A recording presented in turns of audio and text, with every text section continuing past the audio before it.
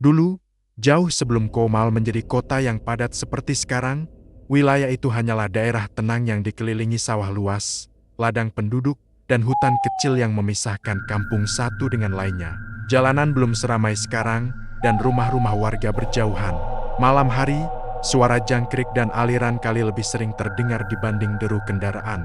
Di antara ketenangan itu berdirilah sebuah bangunan besar yang menjadi pusat perhatian sekaligus sumber penghidupan banyak orang, pabrik spiritus terbesar di daerah itu. Bagi warga, pabrik itu adalah tempat di mana ayah, paman, dan saudara mereka bekerja untuk mencari nafkah. Pabrik spiritus itu menjulang dengan cerobong tinggi yang setiap hari mengeluarkan asap tipis. Dari kejauhan, pabrik itu tampak kokoh dan teratur. Ratusan pekerja keluar masuk setiap pagi dan sore hari. Meskipun banyak warga menggantungkan hidup di sana, tidak semua memahami proses yang terjadi di dalamnya. Mereka hanya tahu bahwa pabrik itu mengolah bahan kimia menjadi spiritus yang kemudian dikirim ke berbagai daerah. Di bagian depan pabrik, terdapat pos kecil tempat para satpam berjaga. Salah satunya adalah Zainal, seorang pria berusia 30-an yang sudah bekerja di pabrik itu selama beberapa tahun.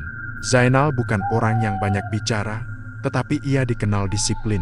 Setiap malam, ia melakukan patroli keliling, memastikan tidak ada orang luar masuk, dan tidak ada bagian pabrik yang dalam keadaan berbahaya. Zainal sebenarnya mulai merasa perubahan sejak beberapa bulan sebelumnya. Ia beberapa kali mencium bau menyengat dari arah ruang pengolahan ketika melakukan patroli malam. Bau itu seperti campuran alkohol pekat dan bahan kimia lain yang tidak bisa ia sebutkan namanya. Ia pernah menyampaikan hal tersebut kepada seorang teknisi senior, tetapi jawaban yang ia dapat hanyalah, "Ah, itu biasa. Kadang mesin pemanasnya memang begitu. Tidak bahaya kok, Nal." Namun, Zainal tidak benar-benar percaya. Ia tahu mesin apapun bisa rusak jika tidak dirawat dengan benar. Tetapi sebagai satpam, ia tidak punya banyak kuasa untuk memeriksa bagian teknis. Tugasnya hanya menjaga keamanan dan melaporkan hal mencurigakan. Pada suatu malam yang lembab, ketika angin bertiup pelan dari arah timur, Zainal tengah melakukan patroli seperti biasa. Semua terlihat normal, lampu pabrik menyala terang, suara mesin berdengung stabil, dan hanya ada beberapa teknisi lembur di dalam. Tetapi saat ia melewati sisi timur pabrik, hidungnya kembali menangkap bau menyengat yang kali ini lebih kuat. Zainal berhenti sejenak dan mencoba menghirup pelan, memastikan bahwa ia tidak salah. Bau itu benar, bahkan terasa lebih menusuk dibanding bau yang pernah ia cium sebelumnya. Ia melangkah ke arah bangunan pengolahan. Di sana, lantai sedikit basah.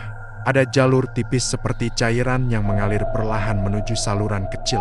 Zainal memicingkan mata, mengikuti alur cairan itu.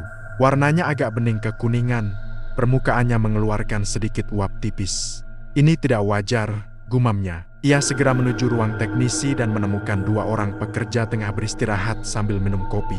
Nafas Zainal sedikit terengah karena ia baru saja berjalan cepat.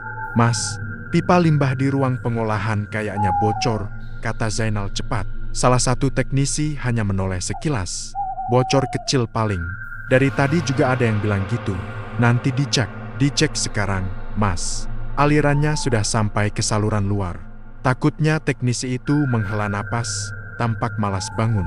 "Ya sudah, habis ini saya lihat." Namun Zainal tahu, habis ini tidak berarti sekarang. Dan ia bisa merasakan, untuk pertama kalinya selama ia bekerja di sana, pabrik itu sedang menyimpan bahaya. Ia kembali keluar dengan gelisah, kembali menelusuri aliran cairan. Semakin lama, cairan itu tampak makin banyak. Saluran tempat cairan itu jatuh adalah parit kecil yang langsung menuju kali di samping pabrik. Sungai kecil itu biasanya hanya digunakan warga untuk mencuci dan mandi. Arusnya tenang dan jernih. Zainal mencoba menghalangi aliran itu dengan menumpuk batu dan potongan kayu di dekat saluran. Tetapi cairan terus mengalir, menembus celah-celah dan akhirnya jatuh juga ke sungai. Suaranya terdengar seperti desisan kecil ketika cairan itu menyentuh permukaan air. Udara di sekitarnya mulai tercium lebih menyengat. Zainal panik. Ia mencoba menelpon mandor, tetapi tidak dijawab. Ia melapor lagi ke teknisi, tetapi mereka tetap meremehkan. Sementara itu, air sungai mulai berubah warna. Tidak banyak, tetapi cukup membuat Zainal merinding. Ia tahu, ini bukan sekadar tumpahan kecil. Malam itu, ia terus berjaga, mondar-mandir di sekitar pabrik tanpa tenang.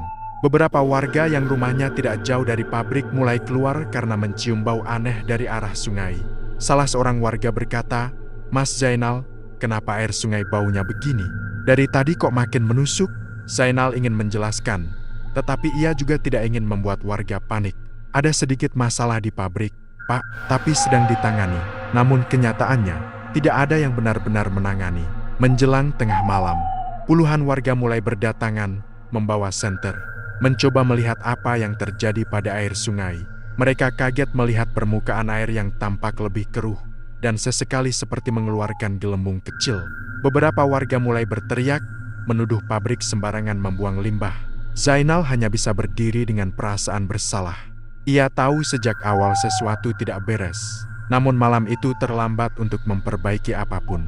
Limbah telah mengalir cukup banyak, dan tidak ada yang bisa menghentikan arusnya. Dan tanpa ada yang tahu, tragedi besar sudah menunggu pagi hari saat seorang anak kecil akan turun ke sungai itu seperti hari-hari biasanya. Pagi itu, Komal seperti biasa diselimuti embun tipis.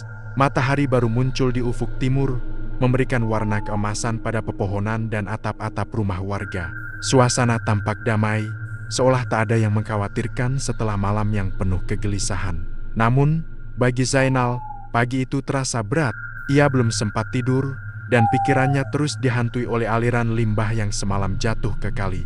Zainal berdiri di dekat pos satpam, memandangi sungai yang kini tampak lebih keruh dibanding hari-hari sebelumnya. Bau menyengat masih terasa, meski tidak setajam malam tadi. Ia berharap sungai itu bisa kembali normal, bahwa limbahnya hanya mengalir sedikit dan tidak membawa dampak besar. Tapi harapan itu hancur begitu ia mulai mendengar suara anak-anak kecil tertawa dari arah sungai. Beberapa anak memang sering mandi di kali itu setiap pagi sebelum berangkat sekolah. Salah satunya adalah Bagas, anak berusia 8 tahun yang dikenal ceria dan tak pernah takut air. Bagas biasanya datang bersama 2 temannya. Mereka akan meloncat dari batu besar di pinggir sungai, membuat percikan air ke segala arah, lalu berenang ke tengah sambil saling kejar-kejaran. Bagi mereka, kali itu bukan sekadar tempat mandi, itu adalah taman bermain. Zainal melihat 3 bocah itu tiba dari kejauhan. Mereka membawa handuk kecil, sabun mandi, dan baju ganti yang disampirkan di pundak. Mereka melambai ke arah Zainal yang berdiri tegang di sisi pabrik. "Pak Zainal, sudah jaga dari malam," teriak Bagas sambil tersenyum. Zainal hanya mengangguk, namun wajahnya jelas khawatir. "Jangan mandi di kali dulu, Gas. Airnya lagi kotor." Bagas tertawa kecil. "Ah, biasa ah. Kemarin juga agak keruh tapi nggak apa-apa kok. Lagi musim hujan, kali jadi beda warnanya." Teman-temannya ikut mengangguk setuju dan melihat kali yang dari kejauhan memang terlihat seperti hanya sedikit berubah. Mereka tak tahu apa yang mengalir semalam. Zainal mendekat beberapa langkah. "Serius, Gas, jangan turun. Airnya bau. Kamu cium nggak?" Itu limbah pabrik. Belum sempat ia menyelesaikan kalimatnya, Bagas sudah melompat ke dalam air, diikuti kedua temannya. Tawa mereka pecah memenuhi udara pagi. Zainal menepuk keningnya, merasa tak berdaya. Ia ingin memaksa, tetapi sebagai satpam, ia tidak berwenang mengusir anak-anak dari sungai. Namun dalam hitungan detik, keceriaan itu berubah menjadi jeritan. Pak Zainal." Suara Bagas terdengar panik, keras, dan membuat bulu kuduk merinding. Zainal langsung berlari ke tepi sungai. 2 teman Bagas sudah naik ke batu besar sambil menangis ketakutan. Di tengah sungai, Bagas tampak menggelepar. Tangannya memukul-mukul permukaan air. Kakinya menendang tanpa arah. Panas. Tolong! Sakit! Jerit Bagas dengan suara serak. Air sungai yang menyentuh kulitnya seperti berubah menjadi racun. Kulitnya memerah, lalu terlihat melepuh di beberapa bagian. Bagas berusaha berenang ke pinggir, tetapi tubuhnya seperti kehilangan tenaga. Zainal tanpa ragu terjun ke sungai meski ia tahu air itu berbahaya.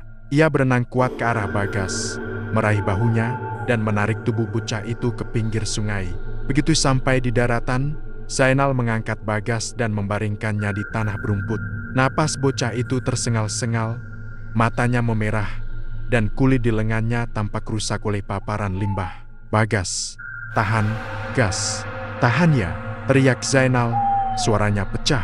2 temannya menangis histeris sambil berteriak memanggil warga. Tak lama kemudian, beberapa ibu keluar dari rumah sambil mengejar suara tangisan anak-anak itu. Mereka terkejut melihat kondisi Bagas. "Ya Allah, Bagas!" teriak salah satu ibu, yang langsung menutup mulutnya karena syok melihat tubuh anak itu. Bagas mencoba bicara, tetapi suaranya hampir hilang. "Sakit, Bu, panas." "Gak bisa." Tubuhnya kejang kecil, kemudian terkulai. Zainal mengguncang tubuhnya pelan, berharap ia hanya pingsan. Tapi Bagas tidak merespons. Matanya perlahan menutup, napasnya tersendat, lalu berhenti sama sekali. Tangisan warga pecah di tepi sungai. Ibu dari Bagas rebah menangis memeluk tubuh anaknya. Teman-teman Bagas tak berhenti menjerit ketakutan. Sementara itu, Zainal terduduk lemas di tanah, merasa seluruh dunia runtuh di depan matanya. Ia tahu tragedi ini bukan kecelakaan biasa. Ini akibat kebocoran limbah yang ia lihat dengan mata kepala sendiri. Dalam beberapa menit, warga berbondong-bondong datang setelah mendengar kabar. Mereka melihat air sungai yang mulai berubah warna dan berbau aneh, serta tubuh Bagas yang tak bernyawa. Amarah segera membara. "Ini gara-gara pabrik," teriak seorang warga. "Dari semalam bau aneh sudah kecium, tapi nggak ada yang kasih tahu. Pabrik harus tutup. Jangan sampai ada korban lagi." Kerumunan semakin banyak dan suasana menjadi panas. Beberapa warga berteriak sambil menggedor pagar pabrik.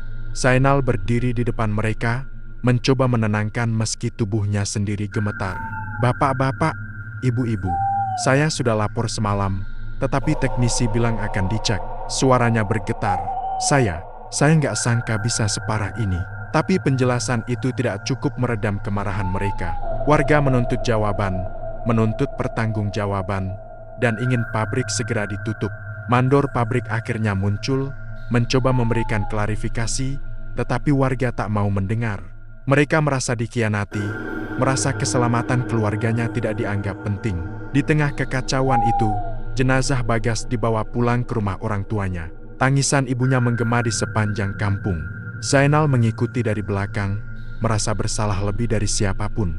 Ia tahu ia telah mencoba mencegah, tetapi itu tidak mengubah kenyataan bahwa seorang anak kecil kehilangan nyawanya akibat kelalaian pabrik. Hari itu, Komal berubah selamanya. Pagi yang awalnya penuh ketenangan telah menjadi awal dari kemarahan, ketakutan, dan luka yang tidak akan sembuh dengan cepat.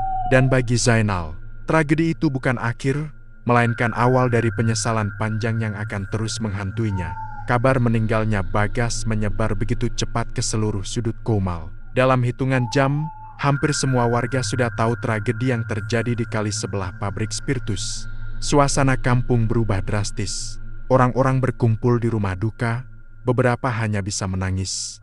Sementara yang lain mencoba menenangkan keluarga Bagas. Namun, semakin hari berjalan, rasa duka itu berubah menjadi amarah yang membara. Jenazah Bagas dimandikan dan disiapkan untuk dimakamkan.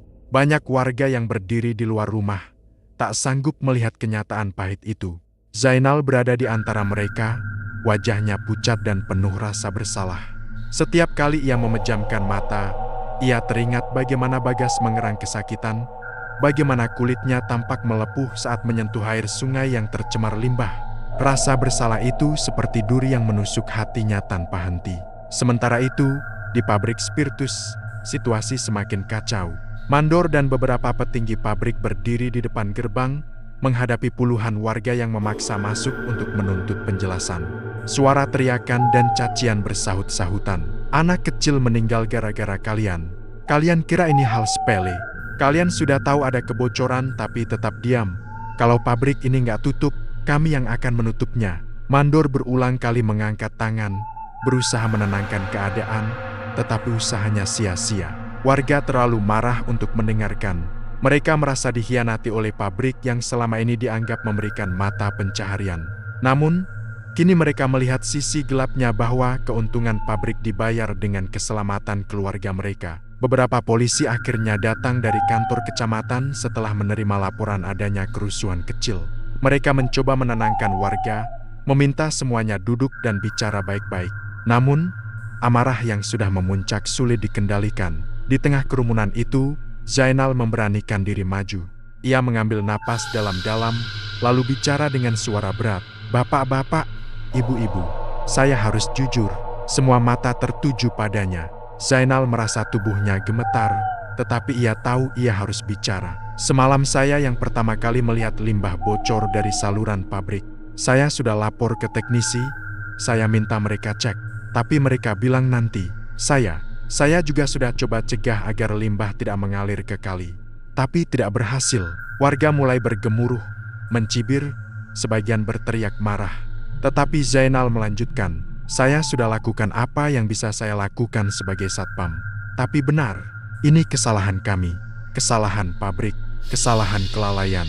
Warga semakin ribut, tetapi kejujuran Zainal membuat sebagian dari mereka terdiam sesaat. Mandor pabrik tampak tidak senang dengan pernyataan Zainal, tetapi ia tidak berani menyangkal di depan warga yang sedang murka. Akhirnya, setelah debat panjang dan teriakan tanpa henti, perwakilan pemerintah desa turun tangan. Mereka membuat keputusan darurat, pabrik spiritus harus disegel sementara sambil menunggu investigasi lebih lanjut. Keputusan itu membuat sebagian warga puas, tetapi masih banyak yang merasa itu belum cukup. Malam harinya, suasana Komal tetap panas. Banyak warga tidak tidur, berjaga-jaga di sekitar pabrik karena khawatir pihak pabrik akan diam-diam beroperasi kembali. Di sisi lain, beberapa pekerja pabrik menangis karena sadar mereka mungkin akan kehilangan pekerjaan. Namun rasa takut itu tak bisa mengalahkan rasa kehilangan keluarga Bagas. Zainal memilih duduk sendirian di tepi sungai yang kini dijauhi warga. Airnya masih berbau aneh meski sudah bercampur dengan aliran air pagi. Ia menatap permukaan sungai itu lama, membayangkan bagaimana Bagas merasakan sakit luar biasa sebelum meninggal. Dalam keheningan itu, pikiran Zainal dipenuhi oleh rasa bersalah. Ia merasa menjadi bagian dari tragedi itu meski ia sudah berusaha mencegahnya. Ia menutup wajah dengan kedua tangannya, mencoba menahan air mata, tetapi tidak berhasil. Untuk pertama kalinya sejak bekerja, ia merasa benar-benar gagal. Keesokan harinya, warga berkumpul lagi kali ini dengan tujuan yang lebih besar. Mereka ingin pabrik bukan hanya disegel, tapi ditutup permanen. Beberapa warga bahkan membawa alat dan kayu, siap membongkar bagian luar pabrik jika diperlukan. Mereka merasa pabrik itu tidak lagi memberi manfaat, melainkan ancaman bagi keselamatan. Pemerintah desa akhirnya tidak bisa mencegah keputusan warga. Mereka berdiskusi dengan pihak pabrik, namun pihak pabrik tidak punya banyak pilihan. Tekanan dari masyarakat terlalu besar. Setelah sidang mendadak dengan pemilik pabrik, keputusan final dibuat, pabrik spiritus di Komal resmi ditutup. Karyawan diberi waktu beberapa hari untuk membereskan barang pribadi. Namun proses pembongkaran dimulai lebih cepat dari yang diperkirakan. Warga bekerja bersama-sama menghancurkan bangunan yang menurut mereka membawa bencana. Suara palu menghantam tembok, genteng-genteng beterbangan, dan cerobong tinggi yang dahulu berdiri gagah kini mulai retak. Bagi sebagian warga, itu adalah bentuk pelampiasan amarah dan bentuk perlindungan untuk masa depan anak-anak mereka. Bagi Zainal, melihat pabrik itu dihancurkan seperti menyaksikan bagian dari hidupnya ikut roboh. Namun ia tahu, itu adalah keputusan yang tepat. Tidak ada yang ingin tragedi seperti ini terjadi lagi. Setelah beberapa hari, pabrik itu benar-benar rata dengan tanah. Yang tersisa hanyalah puing-puing, bekas pondasi, serta kenangan pahit yang tidak akan pernah hilang dari ingatan warga Komal. Namun, yang paling membuat mereka merinding bukanlah bangunan yang hancur, tetapi sesuatu yang mulai terjadi setelah pabrik itu dibongkar. Malam-malam berikutnya, beberapa warga mengaku mendengar suara tangisan anak kecil dari arah sungai. Suara lirih, seolah memanggil-manggil dari kejauhan. Awalnya hanya 1-2 orang yang mendengar, tetapi lama-kelamaan semakin banyak yang mengalami hal serupa. Air sungai pun tidak kembali jernih. Baunya tetap aneh, seperti menempel pada udara, seperti sesuatu yang tidak pernah benar-benar hilang. Dan sejak saat itu, warga mulai menyebut sungai itu dengan nama baru Kalibanger. Nama itu mengingatkan mereka pada tragedi, pada bahaya, dan pada suara-suara yang seolah menjadi pertanda bahwa sungai itu telah menyimpan luka yang tidak bisa disembuhkan. Sejak pabrik spiritus resmi ditutup dan dibongkar, warga Komal berharap kehidupan bisa kembali normal. Mereka berharap bau kimia itu hilang, berharap sungai kembali jernih seperti dulu, dan berharap tidak ada lagi kejadian menyeramkan yang membayangi hari-hari mereka. Namun kenyataan justru jauh berbeda. Semakin hari, suasana di sekitar bekas pabrik menjadi semakin aneh. Seolah bumi di kawasan itu menahan sesuatu yang tak terlihat. Pada malam pertama setelah pabrik dibongkar, Beberapa warga yang tinggal dekat sungai mendengar suara samar. Suara itu terdengar seperti rengekan anak kecil, sangat lirih, hampir seperti hembusan angin. Banyak yang mengira itu hanya imajinasi. Mereka mencoba mengabaikannya, memaksa diri untuk tidak memikirkan kejadian tragis yang baru saja terjadi. Tetapi malam berikutnya, suara itu muncul lagi lebih jelas, lebih panjang, dan membuat bulu kuduk siapapun yang mendengarnya berdiri. Zainal mendengar suara itu untuk pertama kalinya saat sedang berjalan pulang dari rumah temannya. Ia melewati jembatan kecil yang memotong aliran sungai, dan di sanalah ia mendengar suara tangisan itu. Suara lirih seperti anak kecil yang sedang memanggil seseorang. Suara itu datang dari arah aliran sungai, tepat di tempat di mana Bagas ditemukan tak bernyawa. Zainal langsung berhenti. Tubuhnya membeku. Ia mencoba memastikan apakah ia hanya berhalusinasi karena kelelahan dan stres. Tetapi suara itu terdengar lagi. Ulang. Suara itu begitu pelan namun jelas. Zainal merasakan tengkuknya dingin. Ia berjalan cepat meninggalkan jembatan tanpa menoleh ke belakang. Dadanya berdebar keras, seolah tubuhnya mengirimkan peringatan yang tak bisa ia abaikan. Keesokan paginya, warga ramai membicarakan hal yang sama. Ada seorang ibu yang mengaku mendengar suara anak kecil menangis ketika hendak mengambil air di sumur samping rumah. Ada pula bapak-bapak yang baru pulang ronda dan melihat kilatan bayangan kecil berlari di sepanjang sungai. Semuanya mendeskripsikan suara yang sama, suara tangisan lirih, seolah berasal dari dasar sungai. Awalnya, sebagian orang menganggap semua itu sekadar trauma masa tragedi. Mereka berpikir warga hanya terpengaruh kesedihan dan rasa takut. Namun semakin hari, semakin banyak yang mendengar. Bahkan anak-anak pun mulai mengeluh melihat bayangan main di dekat air. Warga mulai takut mendekati sungai pada malam hari. Bahkan siang pun tidak terlalu ramai. Tidak ada yang berani mandi atau mencuci di sana. Airnya masih berbau aneh meski sudah seminggu sejak pabrik dihancurkan. Warnanya tidak lagi jernih. Ada lapisan tipis di permukaan air yang membuat sungai terlihat seperti memantulkan cahaya yang tidak natural. Yang paling terganggu dengan semua ini adalah Zainal. Ia merasa suara tangisan itu seolah memanggilnya secara khusus. Beberapa kali ia terbangun malam-malam hanya karena merasa mendengar suara anak kecil memanggil namanya. Rasa bersalahnya membuat pikiran Zainal semakin kacau.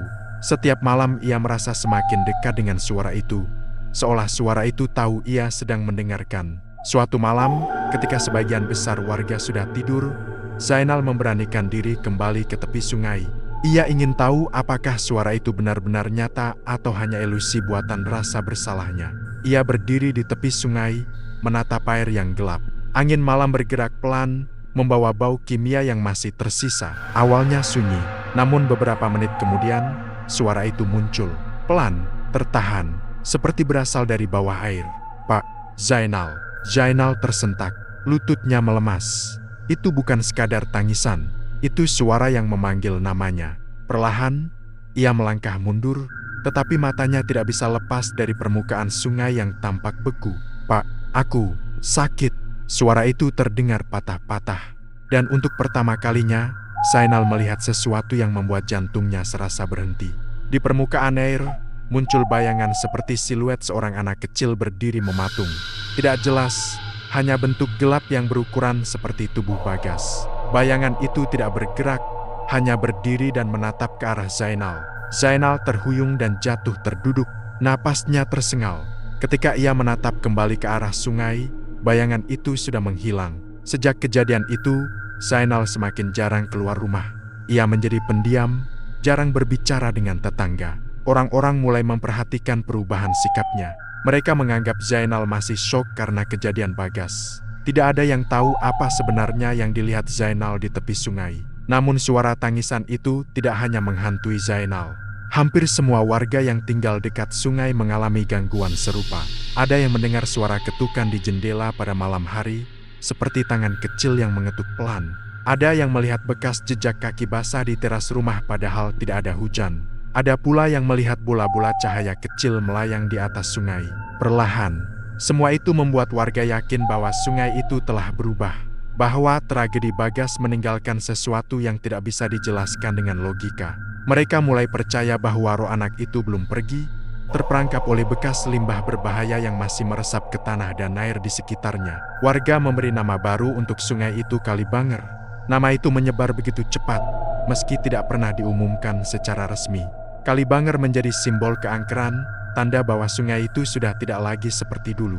Dan sejak itu, sungai itu dianggap tempat berbahaya, bukan hanya secara fisik, tapi juga secara gaib. Zainal semakin tersiksa. Ia merasa suaranya makin sering memanggil-manggil. Kadang ia merasa seperti melihat sosok kecil berdiri di pojok kamarnya, menatap dengan mata kosong. Tidurnya tidak pernah nyenyak. Ia hidup di antara rasa bersalah dan rasa takut, tidak tahu bagaimana melepaskan diri dari bayangan tragedi itu. Sementara itu, warga mulai membicarakan hal-hal yang lebih mengerikan. Beberapa orang melaporkan ternak mereka tiba-tiba mati setelah minum dari sungai. Ada pula cerita tentang orang yang pingsan setelah mencium bau aneh dari air sungai. Kalibanger benar-benar berubah menjadi tempat yang tidak ingin didatangi siapapun.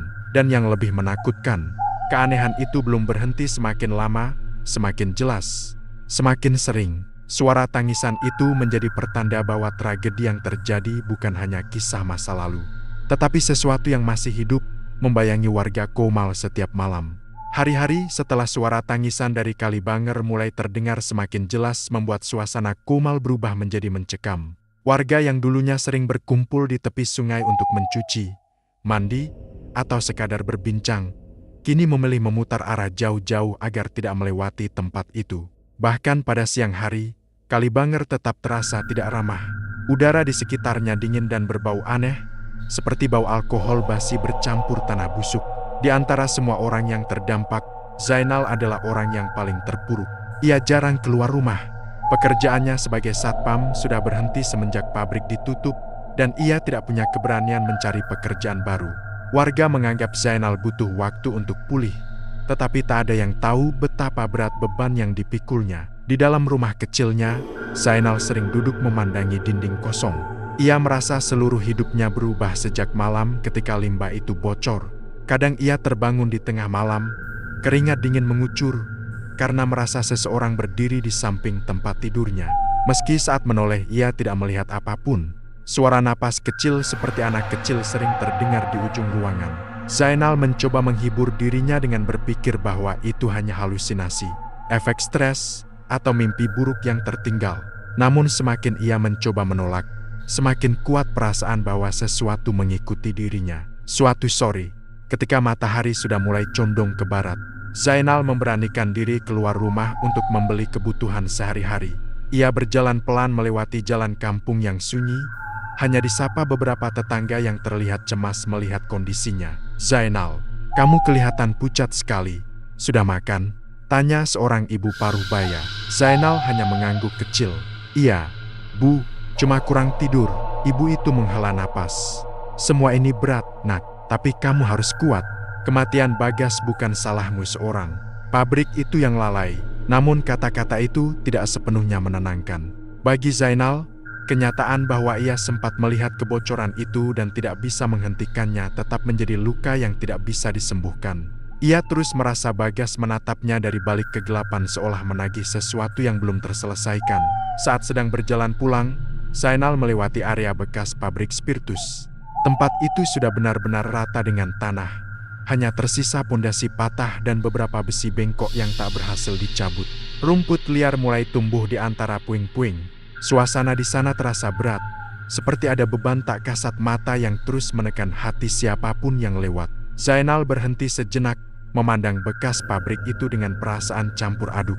Di sanalah ia bekerja, di sanalah ia merasa berguna, dan di sanalah tragedi bermula. Ia mengingat dengan jelas bagaimana dulu tempat itu ramai oleh pekerja. Suara mesin berdengung, dan bau spiritus kental yang menyengat hidung. Semua itu kini tinggal kenangan buruk. Tiba-tiba, angin dingin berembus dari arah sungai, menyapu wajah Zainal. Ia refleks menoleh. Dari kejauhan, di tepi Kalibanger, ia melihat sesuatu bergerak pelan. Sesosok kecil bayangan seperti tubuh anak kecil berlari kecil di sepanjang tepi air. Tidak jelas, hanya siluet gelap yang kemudian menghilang seperti terserap ke dalam bayang-bayang pohon. Jantung Zainal berdegup keras. Ia ingin berpaling, tetapi kakinya justru melangkah mendekati sungai. Ada dorongan yang kuat seolah memanggilnya, seolah ia harus pergi ke sana meski hatinya menjerit takut. Ketika ia tiba di tepi sungai, udara di sekitarnya terasa berbeda. Lebih dingin, lebih hening, seperti jarak antara dunia nyata dan dunia lain menjadi sangat tipis. Air sungai tampak gelap dan tenang. Tidak ada angin yang membuat permukaannya bergoyang. Namun perlahan, di tengah sungai, muncul gelembung-gelembung kecil, seperti sesuatu bergerak dari bawah air. Pak Zainal. Suara itu keluar lagi.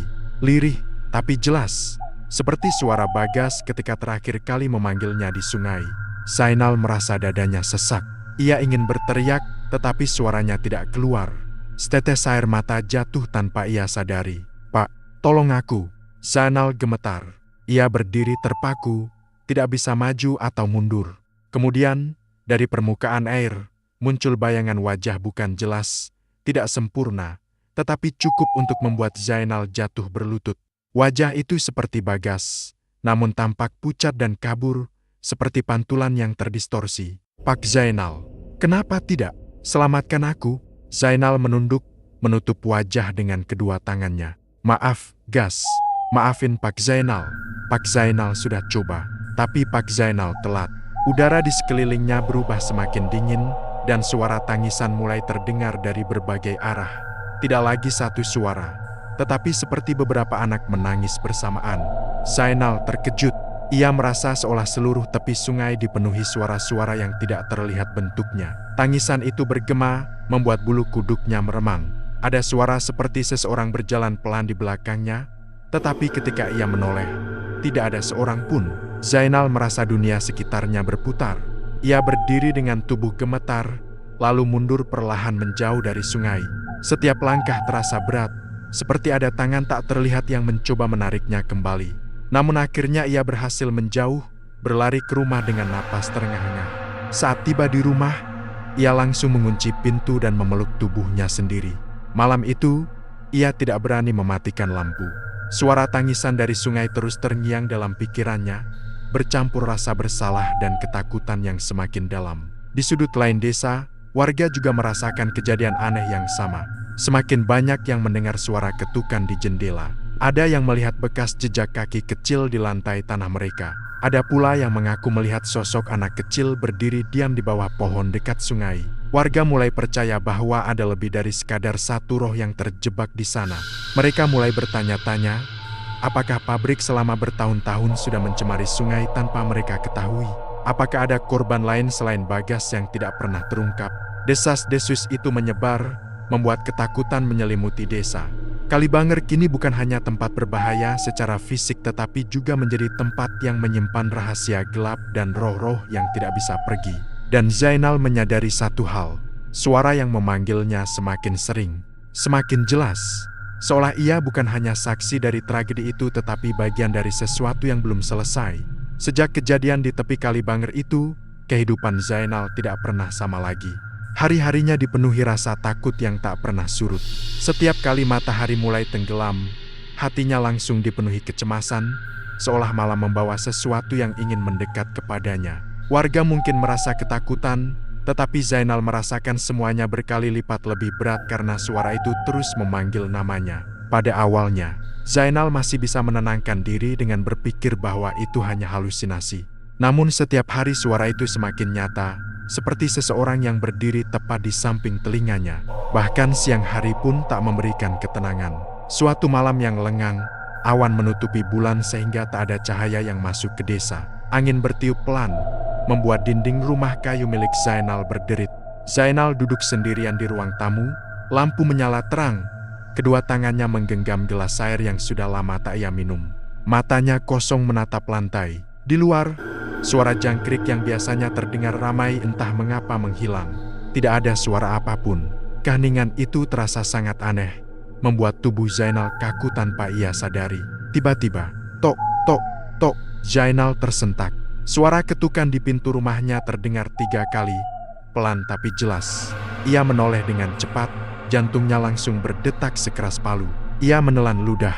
Ketukan di malam hari bukan hal aneh, biasanya tetangga meminta bantuan atau sekadar mengabari sesuatu. Tapi kali ini berbeda, ketukan itu datang tanpa suara langkah mendekat, tanpa suara orang batuk atau memanggil namanya. Hanya ketukan. Siapa? Suara Zainal bergetar saat memanggil dari dalam. Tak ada jawaban. Tok, tok, tok. 3 ketukan lagi. Tetap pelan, tetap ritmis. Seolah yang mengetuk adalah seseorang yang sabar, bukan seseorang yang terburu-buru. Zainal menggenggam dadanya. Dalam hatinya, ia tahu ketukan itu bukan dari manusia biasa. Kalau ini cuma anak-anak kampung yang ngerjain, sudah malam. Jangan bercanda, katanya setengah berharap. Tetap tidak ada jawaban. Zainal perlahan mendekati pintu. Tangannya terulur, tapi ketika hampir memegang gagang pintu, suara lain terdengar dari balik pintu. Bukan ketukan, melainkan sebuah bisikan. Pak, buka pintunya. Napas Zainal terhenti. Lututnya melemas seketika. Suara itu tidak asing lirih. Putus-putus, seperti suara anak kecil yang menggigil kedinginan. Seperti suara Bagas. Zainal mundur 2 langkah. Tubuhnya gemetar. Ia menutup kedua telinganya.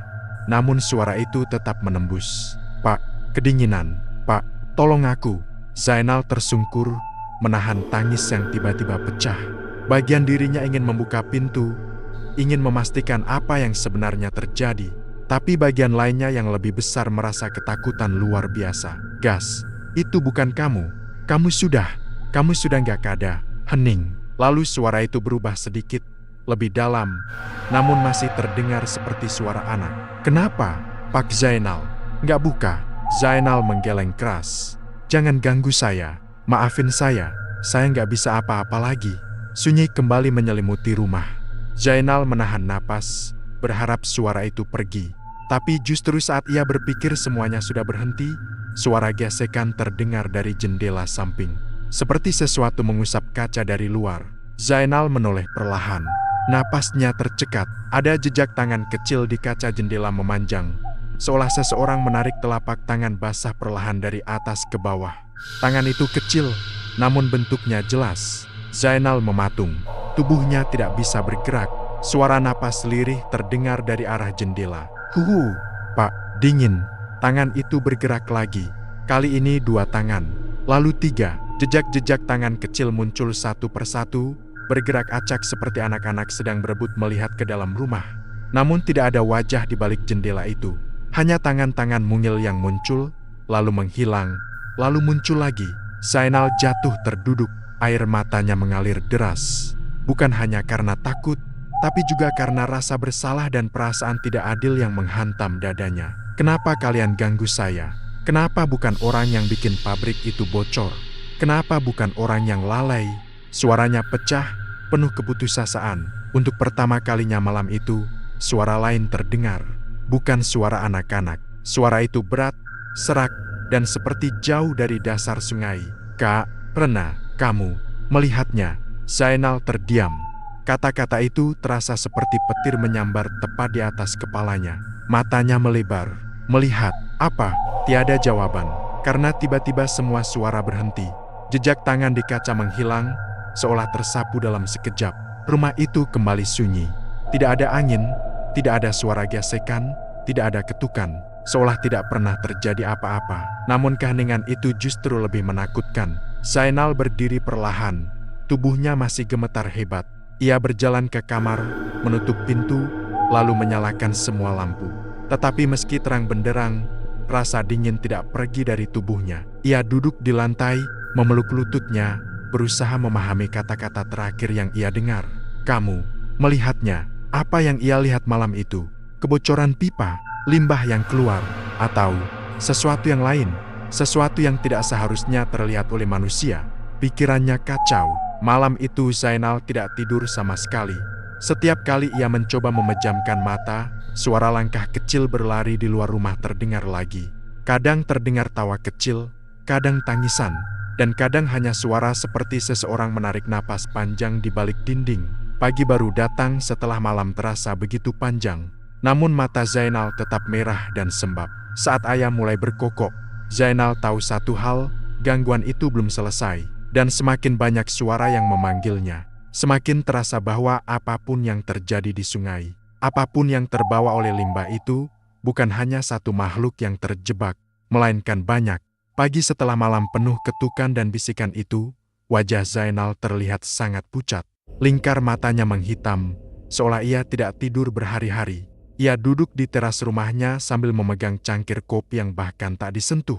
Tangan gemetar, pandangan kosong, namun pikirannya tidak berhenti bekerja. Semua yang ia alami semalam terasa terlalu nyata untuk disebut mimpi. Zainal mencoba mengingat setiap kejadian perlahan, tetapi semakin ia mengingat, semakin tubuhnya merinding. Ia merasa seperti bagian dari dunia lain telah menempel pada dirinya, mengikuti kemanapun ia pergi. Pagi itu beberapa tetangga lewat di depan rumah, beberapa menyapa, namun Zainal hanya mengangguk kecil. Ia tidak berani bercerita tentang apa yang menimpa dirinya. Warga sudah cukup ketakutan dengan suara-suara yang muncul dari arah Kalibanger setiap malam. Jika ia menambahkan ceritanya, mungkin orang-orang akan semakin panik. Namun satu hal pasti, ia harus mencari tahu apa yang sebenarnya terjadi.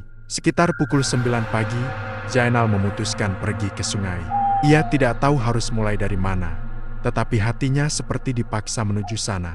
Setiap langkah terasa berat, namun kaki tetap melangkah seperti tidak bisa menolak panggilan itu. Ketika tiba di tepi Kalibanger, bau busuk langsung menusuk hidung. Air sungai terlihat keruh kehitaman, sama seperti hari ketika kejadian tragis itu terjadi. Beberapa bagian air bergelembung kecil seolah masih ada reaksi kimia yang belum selesai. Zainal berdiri lama di tepi sungai. Angin berembus membawa aroma tajam yang membuat mata perih. Ia menatap air itu sambil menahan napas. Bagas, gumamnya pelan, tangannya mengepal. Rasa bersalahnya seakan kembali menampar dari segala arah. Jika saja malam itu ia bertindak lebih cepat, jika saja ia berhasil menghentikan aliran limbah, jika saja ia mampu memaksa para teknisi, ia mungkin bisa menyelamatkan anak itu. Zainal mencoba menguatkan diri. Pagi ini ia ingin melihat apakah jejak tangan kecil yang muncul semalam meninggalkan sesuatu tanda, petunjuk, apapun. Namun tiba-tiba, angin berhenti. Udara menjadi sangat hening, dan permukaan sungai yang tadinya bergerak kecil tiba-tiba diam seperti kaca. Lalu terdengar suara. "Pak," suara itu sangat lirih, seperti dibawa angin dari jauh. Zainal langsung menoleh cepat, mencari sumbernya. Tidak ada siapapun di sana, hanya pepohonan yang berdiri diam. Air sungai kembali tenang, namun seakan-akan suara itu berasal dari bawah permukaan air. Zainal menatap sungai lagi. Kali ini lebih dekat. "Pak Zainal," suara itu jelas. Lebih jelas dari siapapun yang pernah memanggilnya. Zainal mundur satu langkah, namun sungai itu seperti memanggilnya kembali. Hatinya berdebar kencang. Ia mencoba meyakinkan dirinya bahwa itu hanya imajinasi, tapi rasa dingin yang tiba-tiba menjalar dari kakinya meyakinkan bahwa ini nyata. "Kalau memang kalian, apa yang kalian mau?" ucap Zainal dengan suara bergetar. Air sungai bergelombang kecil, lalu perlahan muncul sesuatu, bukan sosok, bukan tangan, melainkan serpihan kertas kecil yang terbawa arus. Kertas itu terombang-ambing dan berhenti tepat di depan Zainal, seperti sengaja diarahkan padanya. Zainal ragu sejenak sebelum mengambilnya. Kertas itu basah, teksturnya lunak karena lama terendam air. Namun tulisan di atasnya masih cukup jelas terbaca. Tulisan tangan anak kecil. Zainal mengernyit. Ia tidak mengerti apa arti tulisan itu. Namun di pojok kertas, ada coretan lain, samar, seperti garis panjang membentuk huruf. "Hana." Zainal membaca ulang beberapa kali. "Hana." Siapa Hana? Sebelum ia sempat menebak, suara air yang bergerak cepat memecah keheningan. Zainal tersentak mundur. Tepat di depannya, permukaan sungai kembali bergelembung seperti air mendidih. Zainal menegakkan tubuh, siap berlari, namun tidak ada yang muncul. Hanya gelembung, lalu suara lirih seperti napas anak kecil. "Teman." Zainal menelan ludah. Tubuhnya semakin dingin. "Teman." Bagas. Hatinya mulai memahami sesuatu. "Hana itu, temanmu." Anak lain yang ikut jadi korban. Air bergelombang cepat seolah menjawab ya. Zainal menutup mulut dengan tangan. Jadi bukan hanya Bagas yang menjadi korban limbah itu. Ada anak lain. Atau mungkin lebih dari satu. Ada. Berapa? Zainal lirih. Air tiba-tiba diam kembali. Sunyi. Tidak ada jawaban. Tapi Zainal merasakan sesuatu yang berbeda kali ini. Seperti ada tekanan dari dalam sungai, seolah banyak sesuatu berdesakan di bawah permukaan. Seolah banyak mata kecil yang sedang menatapnya dari balik air keruh itu. Zainal melangkah mundur beberapa langkah hingga punggungnya menabrak batang pohon. Ya Allah, banyak, ternyata banyak. Tiba-tiba angin bertiup kencang. Daun-daun berguguran, air sungai bergolak lagi. Dari tengah sungai terdengar suara banyak anak-anak bersamaan, samar-samar, bercampur dengan gemericik air. "Pak Aak, lihat kami, Pak, tolong kami, Pak, dingin, Pak Zainal." Suara-suara itu tumpang tindih, datang dari segala arah. Beberapa terdengar seperti suara anak kecil yang terseduh, beberapa seperti suara yang tercekik air. Zainal membeku, tubuhnya lunglai, dan lututnya bergetar hebat. Ia ingin lari, tapi kaki seperti tertanam di tanah. Kalau saya bisa bantu, gimana caranya?" Suaranya hampir tidak keluar. Untuk pertama kalinya, suara yang muncul bukan suara anak kecil. Bukan lirih, bukan bisikan. Suara itu berat, jauh, seperti keluar dari kedalaman yang tidak pernah disentuh cahaya. "Kembalikan, yang hilang." Zainal menggeleng panik. "Saya nggak ngerti, apa yang hilang?" Air sungai naik sedikit ke tepi, seperti menjangkau kakinya. "Diambil." Zainal menatap sungai itu dengan mata melebar. "Apa yang diambil?" Air bergolak keras. Suara itu pecah menjadi banyak, berputar-putar seperti gema. "Nama kami." Zainal menutup mulut, menahan napas yang tiba-tiba terputus. "Nama kami hilang, nama kami dibuang, hilang, hilang, hilang." Suara itu menggema di dalam kepala Zainal, membuatnya terduduk sambil menutup telinga. Air meluap sedikit, mencipratkan percikan ke arah Zainal. Dan di antara suara-suara itu, satu suara bersih terdengar paling jelas, "Pak Zainal, tolong carikan nama teman-teman kami." Lalu air kembali tenang. Zainal memandang ke sungai dengan pandangan kosong. Kini ia tahu satu hal penting, para korban tidak hanya tewas. Mereka tidak hanya marah atau tersesat. Identitas mereka, nama mereka hilang, terhapus, seolah mereka tidak pernah ada, dan mereka ingin Zainal menemukannya kembali. Sejak kejadian di tepi Kali Banger itu, kehidupan Zainal berubah lebih berat dari sebelumnya. Kini ia membawa sebuah beban tambahan, bukan hanya rasa bersalah, tetapi sebuah tugas yang bahkan ia sendiri tidak mengerti bagaimana harus memulainya. Para korban itu, anak-anak itu, meminta namanya kembali, nama yang hilang, nama yang diambil. Zainal mengulang-ulang kata itu di kepalanya sepanjang pagi, siang, hingga menjelang sore. Ia berusaha mencari penjelasan logis, tapi tak ada yang masuk akal. Bagaimana mungkin nama seseorang bisa hilang? Apa maksud diambil itu? Dan siapa yang mengambilnya? Semakin ia memikirkan itu, semakin ia merasa bahwa jawabannya hanya bisa ditemukan di satu tempat, reruntuhan pabrik spiritus. Sore itu, Zainal memutuskan mendatangi bekas pabrik yang sudah lama ditinggalkan.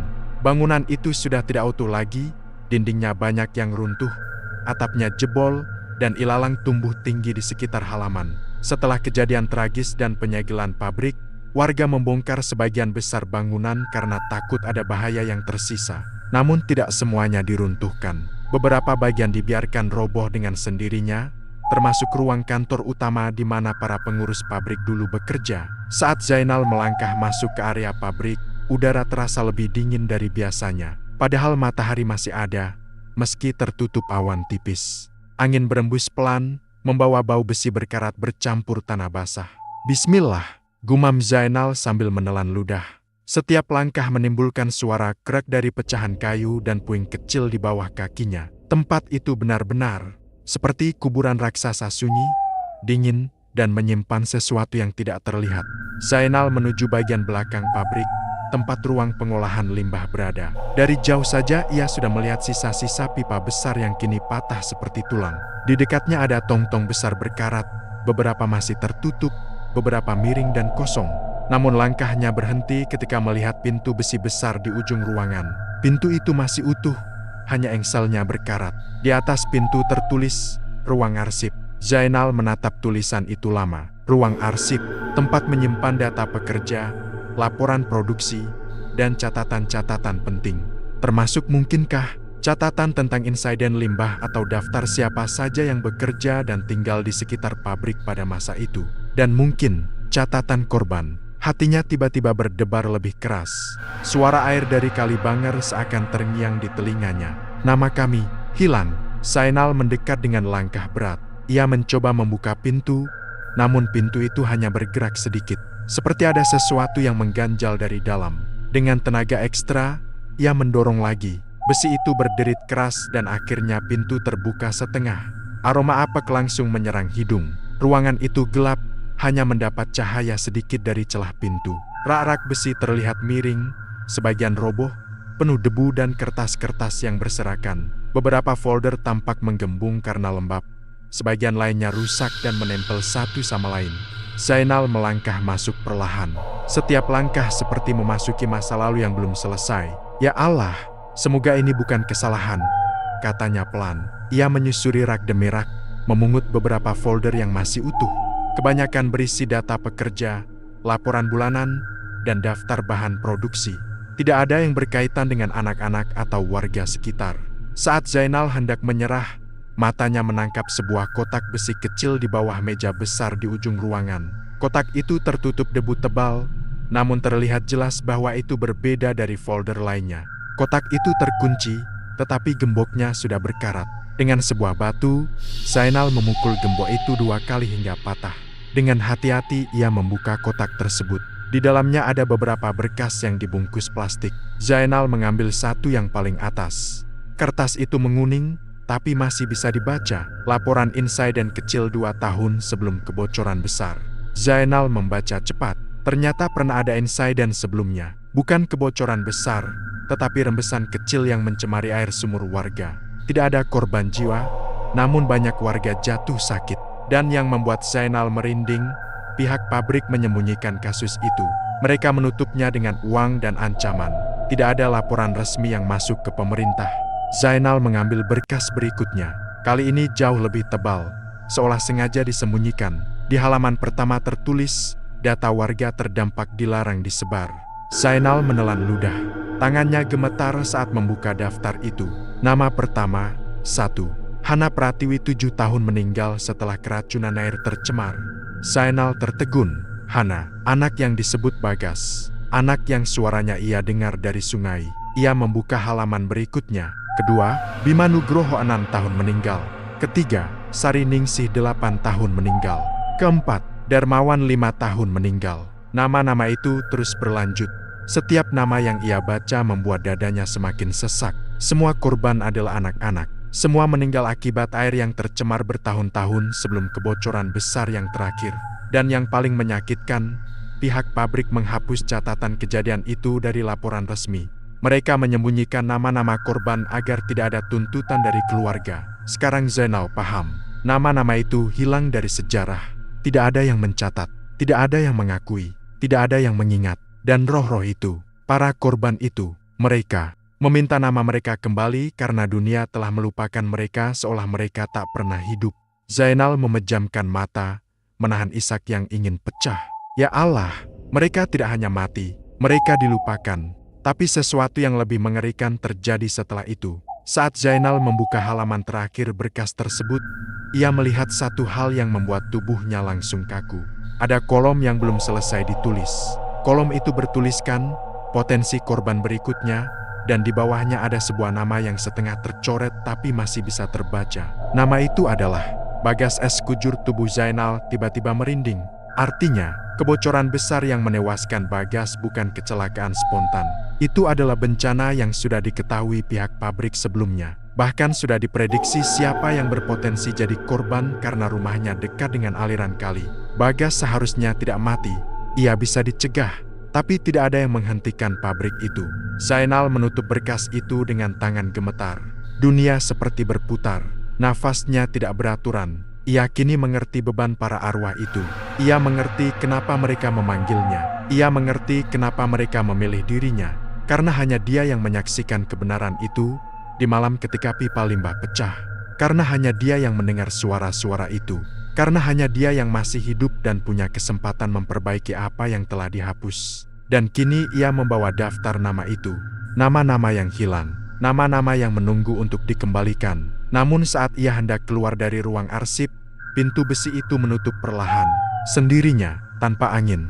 Dan dari kegelapan ruangan, terdengar suara kecil berbisik, "Terima kasih, Pak Zainal." Namun suara lain menyusul lebih dingin, lebih berat, lebih gelap. Sekarang, waktunya membayar. Pintu ruang arsip itu menutup dengan suara berat, membuat debu jatuh dari langit-langit. Zainal membeku, berdiri di tengah ruangan yang hanya diterangi cahaya tipis dari celah atap yang bocor. Berkas nama korban berada dalam genggamannya, namun kedua tangannya gemetar hebat. Suara yang barusan terdengar suara kecil berterima kasih. Lalu suara lain yang lebih berat dan dingin masih menggema di dalam kepalanya.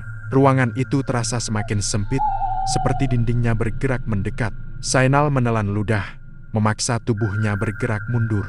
Pintu sudah tidak terkunci, namun dorongan kecil dari tangannya membuatnya terbuka dengan sangat lambat. Seolah ada sesuatu yang menahan dari luar. Saat pintu akhirnya terbuka cukup lebar untuk dilewati, angin dingin menyapu wajahnya. Rasanya seperti keluar dari gua gelap yang sudah terlalu lama menyimpan rahasia. Zainal melangkah keluar dengan cepat, memegang erat berkas korban.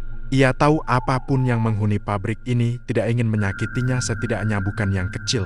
Mereka hanya ingin kebenaran dibuka, nama mereka kembali, dan sejarah mereka dikembalikan ke dunia. Namun suara besar tadi, suara itu berbeda, seperti bayangan besar yang berada di balik tragedi ini. Di luar pabrik, langit tampak gelap meski masih sore. Awan hitam menggulung ke arah Komal, seperti pertanda sesuatu yang besar akan terjadi. Zainal mempercepat langkahnya menuju rumah. Setiap detik berlalu seperti menunggu sesuatu pecah.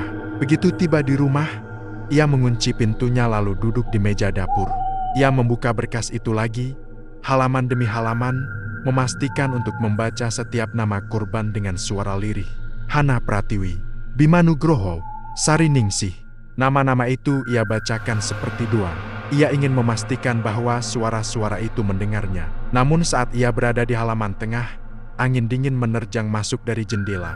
Tirai berkibar keras, lampu berkedip-kedip, dan sebuah bayangan membuat ruangan seketika terasa gelap. Zainal menoleh perlahan. Di sudut ruangan, berdiri sesosok kecil. Begitu kecil, begitu kurus, tubuhnya seperti basah kuyup. Rambutnya menutupi sebagian wajah. Bagas.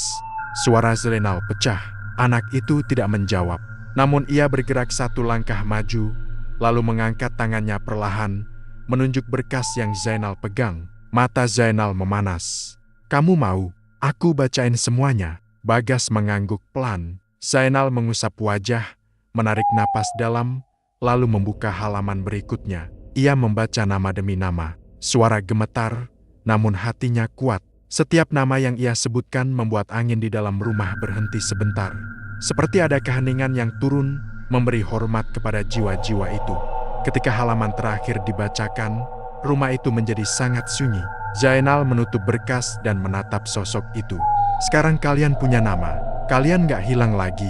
Dunia harus tahu kalau kalian pernah hidup." Untuk pertama kalinya, Bagas tersenyum tipis. Senyum kecil, namun cukup untuk membuat dada Zainal sesak oleh penyesalan dan kelegaan yang bercampur. Namun senyum itu menghilang saat suara berat yang sama dari pabrik kembali terdengar sekarang lebih dekat.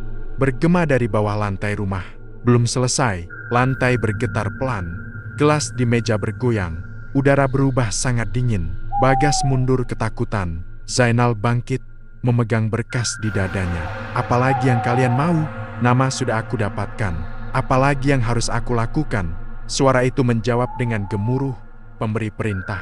"Belum dibayar." Zainal terdiam. "Pemberi perintah? Siapa? Pabrik? Pemiliknya? Pengurusnya?" Tiba-tiba Zainal ingat sesuatu, nama direktur pabrik yang selalu disebut pekerja, Surya Aditama. Orang itu dikenal licik, selalu menutupi kesalahan pabrik dengan uang. Tapi sejak pabrik ditutup dan dibongkar, Surya menghilang entah kemana. Tidak ada yang tahu di mana ia sekarang. Zainal mengusap wajah. "Kalau kalian minta aku balas dendam," katanya perlahan, "aku bukan orang yang bisa bunuh atau nyakitin orang." Suara itu tertawa, dingin dan panjang. "Kami tidak perlu itu." Lantai berhenti bergetar. Udara yang tadi sangat dingin perlahan menghangat. Suara itu semakin jauh, semakin surut, seperti menarik diri kembali ke sungai. Kemudian terdengar suara Bagas kali ini lebih jelas. Seperti manusia biasa berkata, "Kami cuma butuh kebenaran." "Pak," Zainal menatapnya, "biarkan orang-orang tahu. Kalau kami mati bukan karena kecelakaan, tapi karena keteledoran yang disembunyikan. Biarkan nama kami tercatat." Zainal mengambil napas panjang. "Saya janji," katanya mantap. "Saya akan laporkan semua ini. Saya akan ungkap semuanya. Nama kalian akan kembali. Bagas menatapnya dengan mata berkaca-kaca, kemudian perlahan sosoknya memudar seperti kabut terkena angin. Namun sebelum ia hilang sepenuhnya, ia berkata, "Terima kasih, Pak Zainal." Dan dalam sekejap, ruangan kembali kosong. Tidak ada suara, tidak ada bayangan, tidak ada dingin berlebih. Hanya Zainal yang berdiri di tengah rumah dengan berkas korban di tangan. Keesokan harinya, Zainal berangkat ke kantor pemerintah kabupaten. Ia membawa semua bukti, berkas korban, foto pabrik sebelum dibongkar, dan catatan insiden yang disembunyikan. Ia menceritakan semuanya dari awal sampai akhir tanpa menyebut hal mistis, hanya fakta. Berita itu menyebar cepat, media datang. Warga yang dahulu diam akhirnya bersuara. Pemerintah mulai membuka kembali kasus pabrik spiritus Komal, menelusuri kemana larinya Surya, sang direktur yang bertanggung jawab. Sungai Kalibanger yang dulu terkenal angker perlahan mendapat perhatian. Pengolahan limbah dilakukan untuk membersihkan air. Warga mulai menaruh bunga di tepi sungai, menghormati korban yang selama bertahun-tahun tidak pernah diakui. Dan saat hari peresmian patung peringatan untuk korban pabrik spiritus, Zainal berdiri di depan Kalibanger. Ia memejamkan mata. Angin berhembus pelan, air sungai bergerak perlahan. Lalu, dari kejauhan, ia mendengar suara tawa kecil. Tidak menyeramkan, tidak menyedihkan, seperti anak-anak yang akhirnya bisa bermain tanpa rasa sakit. Zainal tersenyum. Untuk pertama kalinya sejak tragedi itu, Kalibanger terasa damai.